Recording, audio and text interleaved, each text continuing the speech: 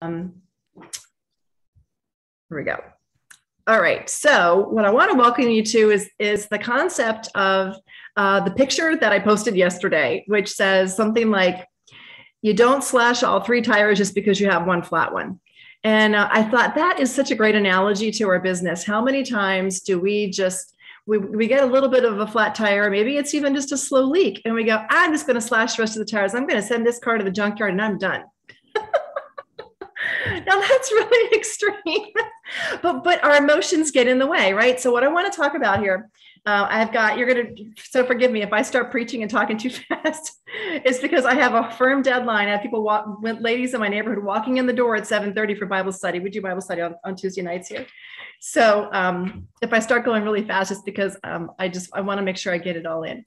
So I want to talk about how do we change the tire instead of slashing the other three and scrapping the whole car. And so I want you to understand, there are times when I just want to scrap the whole car. We all feel that way. And that is a normal emotion, but it's not reason. It's just emotion. So we cannot confuse emotion with a business strategy.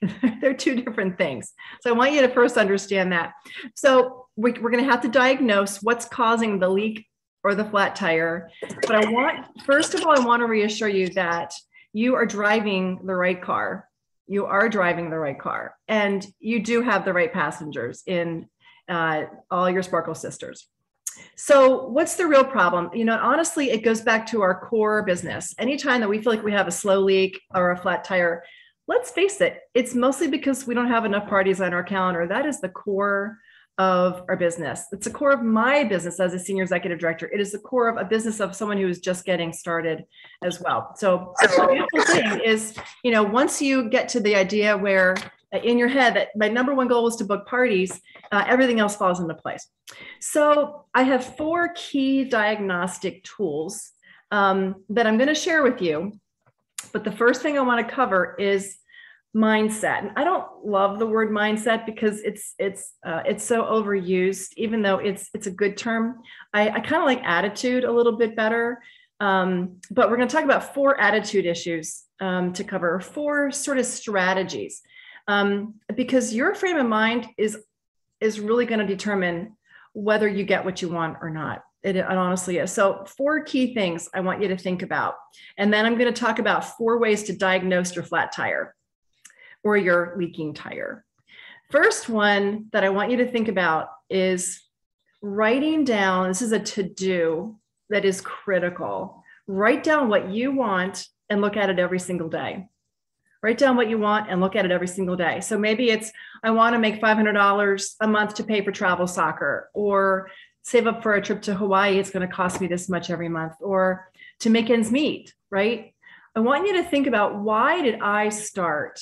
What got me started? What was in it for me? So I want you to think about that for a minute. And what do I want now? How has it evolved since then? And maybe it's a monthly thing on top of the overall goal. This month, not only do I want to earn my $500 for the blah, blah, I also want to blah, blah. And you write it down and you put it someplace where you and everybody in your household can see it.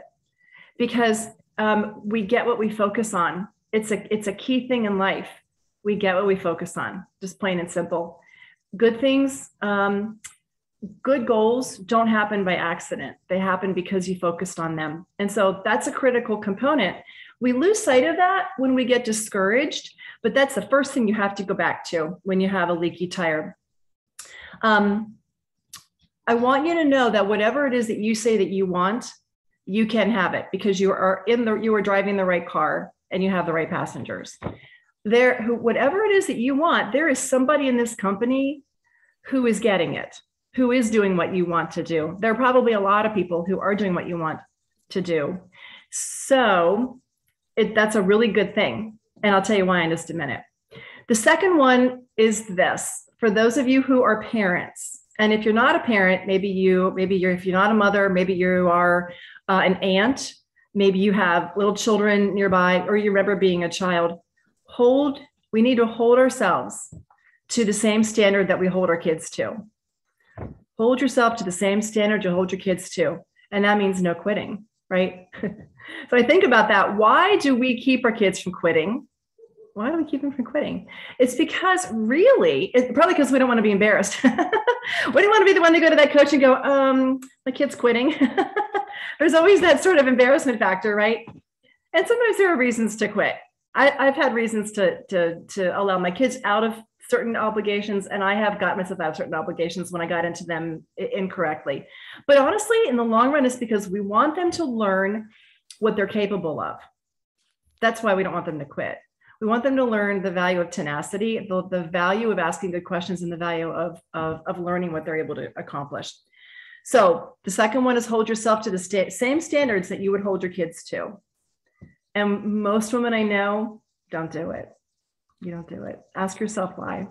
The third one is keep frustration and your pity party to 5 minutes. Because trust me, I have said many times publicly that I fire myself twice a week at my rank, and that has never changed. There's no variation on the theme. I fire myself twice a week, and I have my 5-minute pity party, and then I hold myself to the same standard that I hold my kids to. So here's the key: you can have your pity party for 5 minutes, but you have to turn it into good questions. If your pity party doesn't turn into good questions, the air is going to go out of your tires really fast.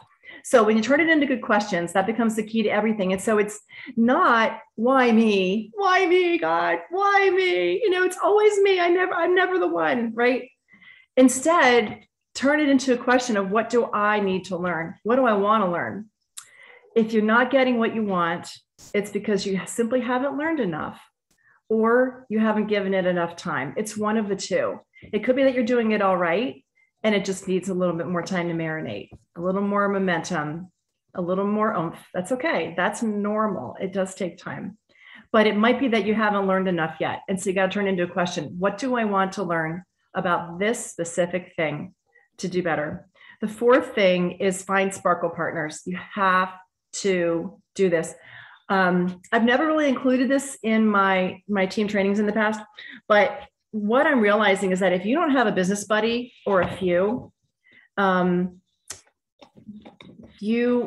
air is going to go out of your tires a whole lot faster. And so you want to pick the right ones. It could be a couple of them, make them count. They're not for griping. It's not a big gripe fest. Touchstone Crystal, the jewelry, my customers, my hostesses. You can complain for the first minute, but then it's got to turn into, how do I solve this? How do I solve this? So they're there for encouragement and as a sounding board. And honestly, here's the deal. If you go more than a week without talking to somebody in the company, a business buddy, a business partner, or more than once a week, if you're not talking to somebody at least once a week, you're going to slide back down the hill and the air is going to go out of your tires. You can't build your business in a vacuum, plain and simple. You have got to find a partner to work with you. Pick a partner, any partner. And if that partner doesn't work, you can say, hey, why don't we be partners for a month? And if it doesn't work, find another partner or add a partner to the mix to see if that'll help. Okay. So those are the 4 things. Write down what you want, look at it every day. Hold yourself to the standard that you hold your kids to. Keep frustration and pity party to 5 minutes and turn it into questions. And then find your sparkle partners, including your leader.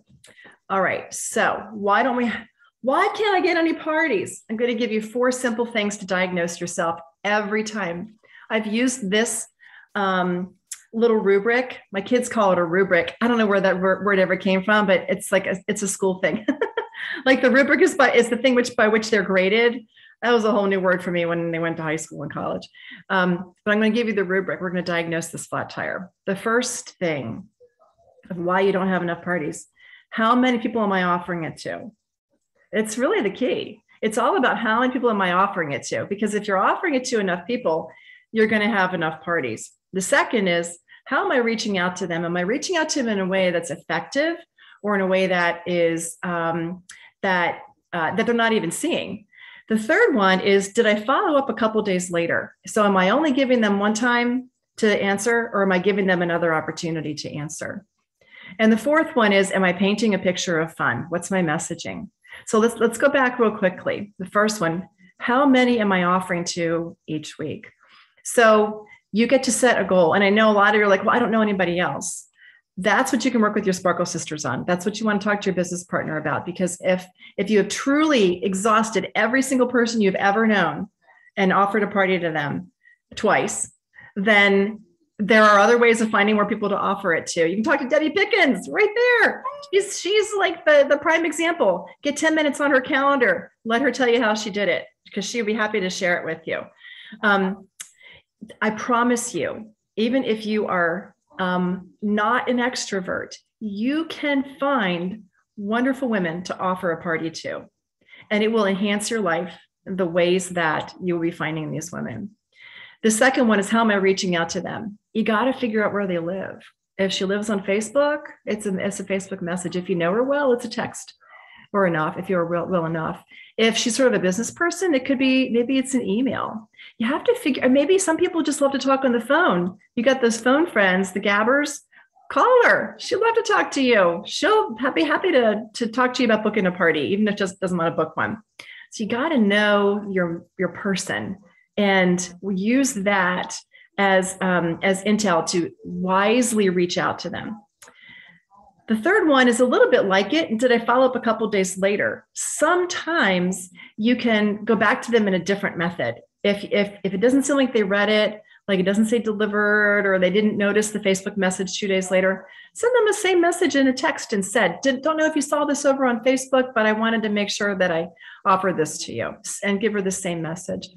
You can give her the same message on any day if she just simply didn't get back to you, because the cool thing is she may have been riding in the car. She could have been with somebody. She could have been in a meeting. She could have just been, overwhelmed and had too many others. And then it gets all stacked up, right? And if it's 15 deep, she's not ever going to see it again.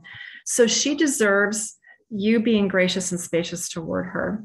And so that follow-up is really critical. The thing I've noticed is that you're going to get 3 or 4 times the amount of replies on that second reach out to that person.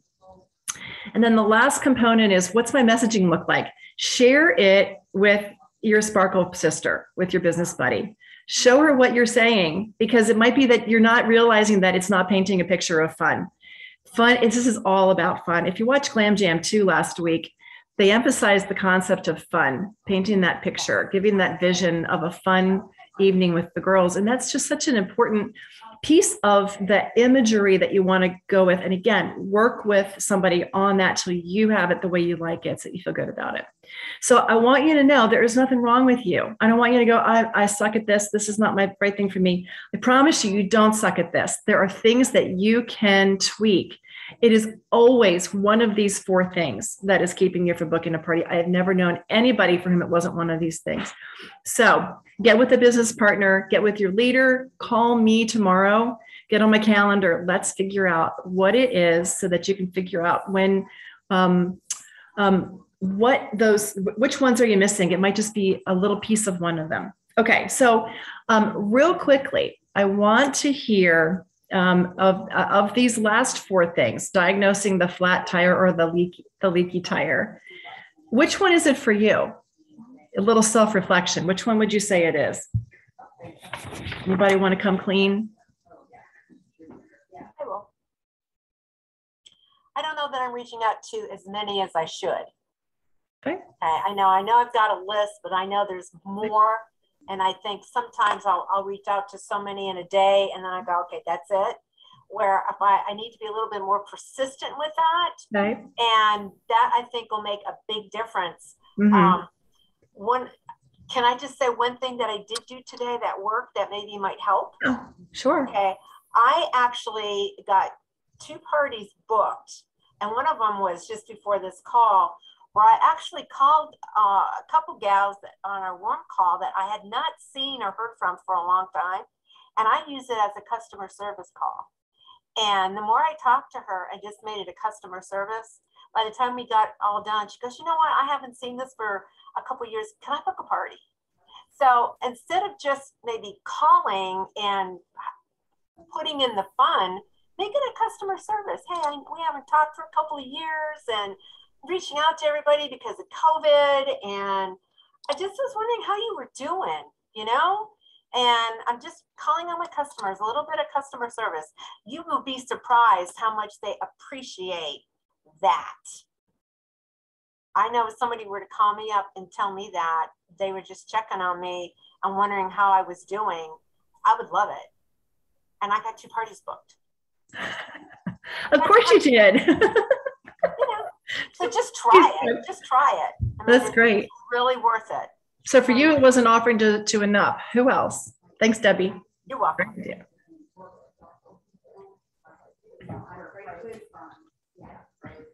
Mariah says, can somebody read what Mariah said? I get scared talking to friends on Facebook I haven't spoken to in a long time. Even when Amy app brings them up, I don't want to come across as too salesy. Yeah, I totally get it. So what's the solution to that? It's finding something that that you feel comfortable with, finding the verbiage and working with somebody. Maybe you even work with a customer and say, listen, I really need your help. This is what I'm trying to accomplish. Can I get you 2 girls who are my customers, help me identify what the verbiage would be to book parties with people? So maybe even just go to the potential hostesses, even if you don't think they would be. Maybe they'd give you some good advice, people who are in marketing, people who are in whatever, and run it by them, see what they say. But I get that. You know, one thing that I'll say, Mariah, is that there's not a moment when I offer a party that I feel comfortable, ever, even after 20 years in the industry. It's just me. Some people are like, whatever, you know. I never feel 100% not squishy. I usually have a little bit of squish in my stomach and sometimes a lot of squish. So just so you know, that doesn't go away. But the reason I keep doing it is, I mean, it's not because I like the pain. It's just because I know what the results will be. I know I will get what I want if I simply do it enough, because I know it works. So who else? Thanks for that. I'll go.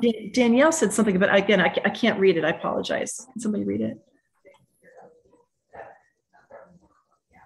Would like some wording. Is that what she said? Okay. Danielle said, we'd love some new wording to send out on Amy or use when I call. Anyone have anything that's working? Okay. You know what we can do? I'll start a thread on the Star Thrower team page for that, so that we can actually come up with that and put it all in one place where everybody can see it. Yeah, that's great. We always want more verbiage. Yeah, we always want that. And then you can tweak it so that you're comfortable. Who else? I'll go. Okay, Marina. I'd say definitely the third one. Did I follow up a few days later? Like I have to remember in a family call, Renee said an example, well, people will see your text and don't take it personal if they don't reply right away, because maybe as they were reading it, oh, there's a squirrel.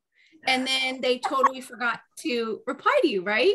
And so you have to remember, it's not usually, they're not ignoring you. Maybe they meant to reply and they forgot. And so reminding myself to go back in and follow up with those people that haven't replied as a reminder, you know, a very friendly reminder is good. And so I have also a tip on the mentioning of reaching out to people on Facebook who you haven't talked to in a while. When I see somebody that comes across my feed and I think, oh, this girl would love to host a party, I do not go straight into party. I look at her profile and I kind of creep on her and I see what she's doing. And then I will either Facebook Messenger or whatever, however I have her contact info, and comment on something like, oh, I saw this on your, you know, I saw this, that's so cute. Or, wow, that recipe looked delicious. Comment on something on what she did recently and be sincere about it. And then just start a conversation. And you know what? 9 times out of 10, they usually bring up the jewelry to me, not the other way around. And it might take time for this. It might take several days, it might take several weeks for back and forth, but it will naturally come at some point. You'll know either they'll interject the jewelry or you'll know the right time to say something. Like they say, how are you doing? You say, great, I'm loving life. I'm loving this jewelry. It's so pretty. You're answering their question without being salesy. So there's lots of ways to do things like that. I love that. It's funny you mentioned about the Facebook thing. Before I offered a party to someone using Facebook Messenger, I really do go to her profile anyway, just to make sure there isn't something going on in life People have had a lot going on in life. I want to make sure there isn't anything overt going on in life that I'm suddenly interrupting in a way that is out of character or off kilter. Okay, so one last thing. What jumped out at you tonight? What was the thing that was a big ouch for you?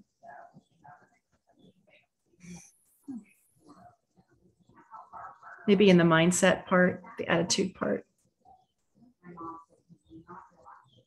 You have to unmute to say something. For me, Okay, I'm glad he's in the house. changing my why. Mm-hmm. Changing my why. My why has changed so many times in the past 4 years. I'll have to change it again.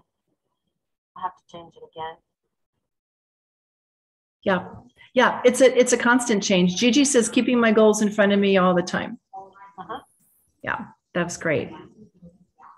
That is really important. I've had so many times when that has made all the difference, even at the last minute in a month. I write it down, it's right there, and that it just keeps my brain focused. Who else? What other ahas? We have time for one or two more. Marisa? I think getting out of my own head and out of my own pity party is very difficult. I don't know if anybody's watched this Ted Lasso show that's been like the rage, but there's one episode where he talks about being a goldfish, and that just struck me so hard, because being a goldfish means, a goldfish only has a very short attention span, a very short memory. So if something bad happens, they just kind of swim away and they forget all about it. And I'm like, I need to be a goldfish. Something bad happened. I don't need to dwell on it. I don't need to keep thinking about it. And then, there are those times where you see your Sparkle sisters and they've got these huge victories and you're like, why didn't I do that? But I can't dwell on that. So that's my aha. I need to let it go. You can give yourself the 5-minute pity party, but then you have to ask yourself the question, what can I do differently to get to that? Do I actually want what she did? Do I want to do that? Do I want to put in the work that it took her to do that? Because maybe you don't even want to. It's possible. I just want it to come to me naturally. Wouldn't that be great? Yeah. I do too. I know. Lisa, you had something. You were trying to get my attention. Oh, okay. I guess I was going to say, for me, I allow life situations to interrupt me, which is not good. Then it's kind of like goes into procrastination. Yeah, I should do this. I should do this. I should do this. Yeah. But I don't get off the couch. Right. Or I go and I take a 4-hour nap. Maybe you needed the 4-hour nap, though. Well, unfortunately, when you get to our age, you do like 3 or 4 errands. And my friends do this too. And then we come home and text each other. I did this. Okay. I'll talk to you later. I'm taking my nap. It's just the way it is. Not good, I know. But more concentration, get out of that chicken mode and just call people. And it's true. It's like, I went through a lot of my friends. I had somebody a few months ago. I asked her, we went to dinner and all, and kind of like the same thing. I need your help, blah, blah, blah. She booked a party, canceled the party, rebooked it, canceled. And then it was like, I don't know if I can get anybody to show up. So I just let her go for now. I don't know. Right, because it was all about doing you a favor. So she said, yes, yeah, I get it. And this is where, Lisa, I think you finding a couple Sparkle sisters where you can do what you do with your girlfriends, but do it with this task, that task, the other task, right? Same thing, but do it with business side of things. It doesn't have to be like taking over your life, but it can be something like that. Let's see. I'm trying to read. I apologize. What did Barbara say? Barbara said, you are all helping Can somebody read it for me, please, out loud? You are all helping me realize we are human beings. We can all make mistakes and feel inferior at times, and that's okay. Just don't stay there. Brush yourself off, forgive yourself, and keep moving. I'm taking mostly this. She's taking most of this herself. Talking mostly to herself. We're planning for the first weekend in December. So good. Okay. So let's see. And then were there any others in the chat that we didn't want to miss? I'm having trouble seeing them. If you can read them out loud.